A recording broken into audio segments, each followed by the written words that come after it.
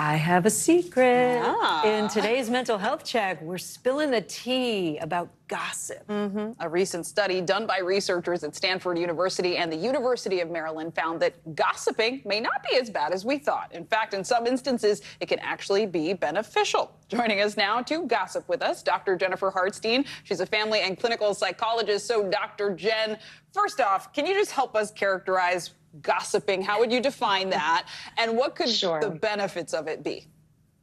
Sure. So gossiping at its core is talking about another person, right? Or talking about another situation that involves other people. And maybe it involves you, maybe it doesn't. Usually it doesn't. But there are benefits to it, which is kind of surprising. It can bond us with other people, right? It creates connection and it teaches us about other people. What do people like? What do people don't like? So that gives us valuable information.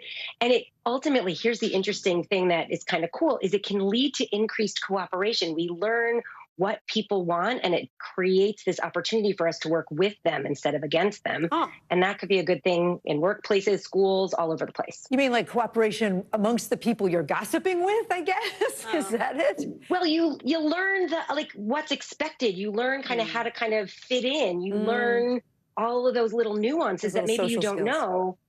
So you kind of, you become more part of the group, so to speak. Is there science here too? Like, what's the science behind this? There is science, actually. We know that gossiping feels good because it actually activates the oxytocin hormone that we have. What does that hormone do? It builds connection. It's kind of the love hormone, right? And so not only is it fun, but the science is that we see this spike in this hormone, which makes us want to stay engaged with other people. So if gossip can actually be positive, why has it gotten such a bad rep?